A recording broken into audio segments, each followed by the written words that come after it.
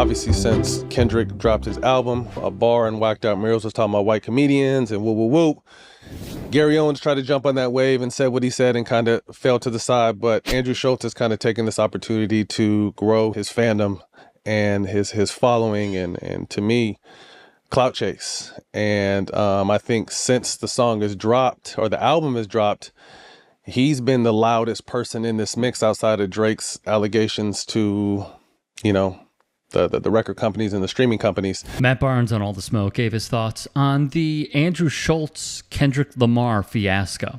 Andrew Schulz has been consistently day in, day out going in and trying to grow from this. And if you want to respond, you know, to what Kendrick said in the song, although he didn't name no names, I don't think no one had a problem with that. But obviously I feel like you crossed the line when you started talking about taking his manhood and just disrespecting him as a man. And now you want to cry about the reaction. I'm not sure what you expected, bro. Comedy is comedy. You know, it's hit or miss. And you've definitely found your lane and got some fame of late and have really been doing your thing up to this point. But you crossed the line, and I think that you're finding out what that means now. This is not a game. You're not really just going to go around disrespecting people these days, especially someone to his caliber who has the love of the entire West Coast by far, but, you know, a lot of love out there in general. So my advice, bro, is just fall back, leave it alone, let it blow over, because the more you talk, the more you're going to get in.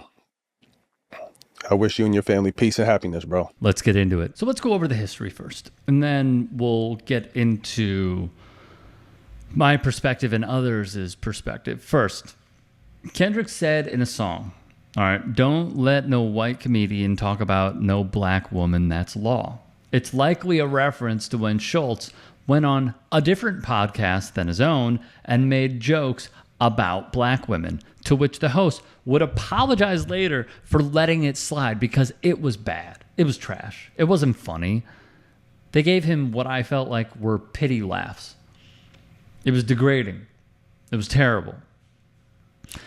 And to be clear, he reacted to, you've seen those before and after photos where, you know, white men share on their Instagrams or TikTok or whatever, where they're like, hey, this is me before dating a black woman, and this is me after dating a black woman, and look at the glow up, and look at how much I've improved, and look at just me from a appearance perspective and a physical perspective.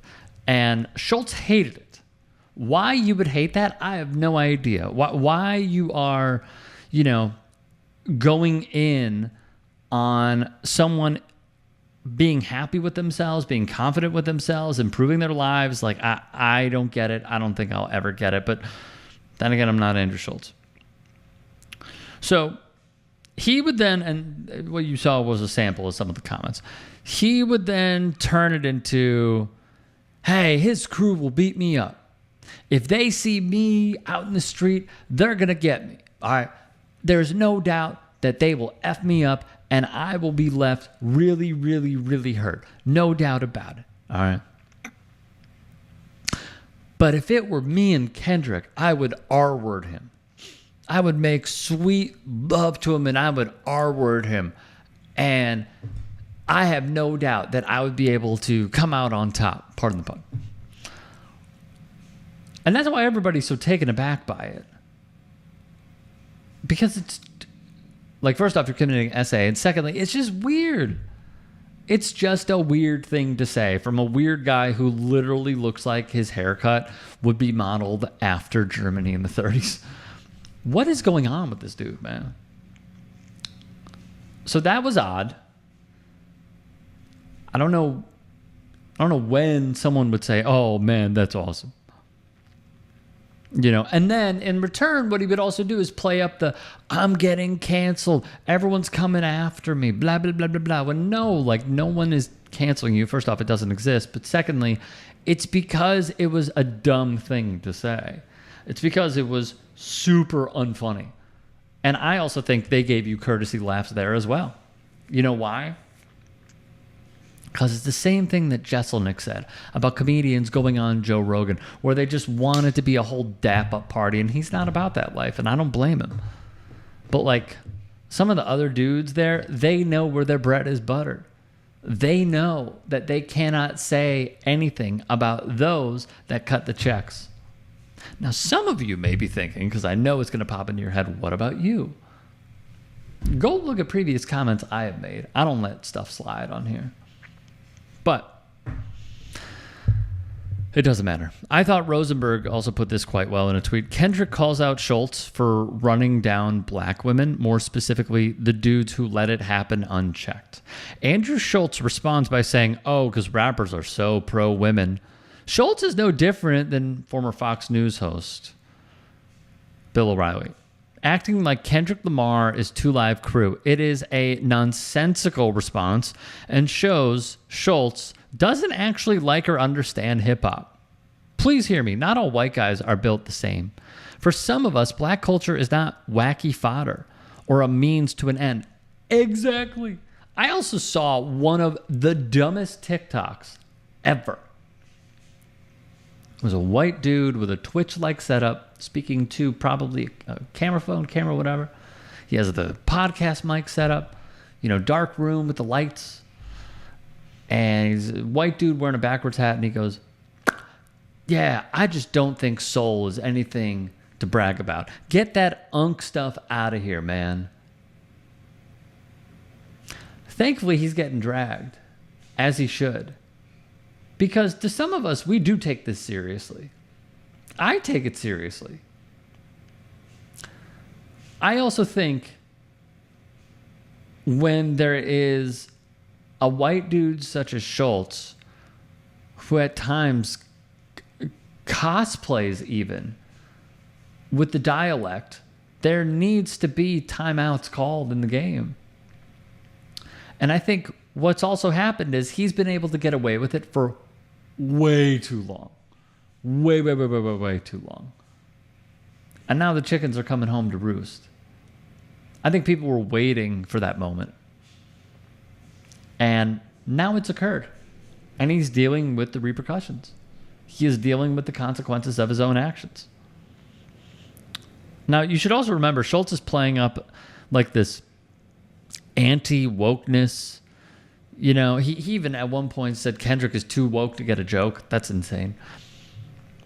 But he even invited who on his podcast prior to the general? Donald Trump. He invited Donald Trump. And he tried out material on like abortion. One outlet even basically called him the second wave after Joe Rogan in the manosphere. I agree and disagree with that. But the most hilarious part about it all, now Schulz is claiming that Lamar can't take a joke, despite the fact that Schulz clearly can't even hear a diss without telling on himself. See, that's another part of this, is that Kendrick didn't even say his name. And he responded so angrily and aggressively. What if the line wasn't for you? What if the line was for somebody else? You know what it speaks to? Because I'll tell you, it speaks to a deep-seated insecurity for Andrew Schulz, where he plays victim because he thinks that someone is talking about him when they very well could not be, and immediately plants his flag before it gets banned by a certain Ohio Republican lawmaker. He plants his flag and says, no, how dare you? I'm going to R-word you. Ha ha. Oh, whoops. Got a joke about R-word now because that's all I got. Insane. And who's going to come out on top on this? It's not Schulz. For the people that allowed this sort of rhetoric to go unchecked for so long, I think they're finally having that coming down to earth moment and realizing this guy is nothing. And they're probably going to hop off. But in turn, you know what's going to happen? A new audience is going to flock to him. And maybe that's his play all along. If you can and are willing, please become a paid member here at TYT Sports. And or go to tyt.com/join. In addition, you can follow me on Twitter, Instagram, and TikTok. Appreciate it. Have a great day.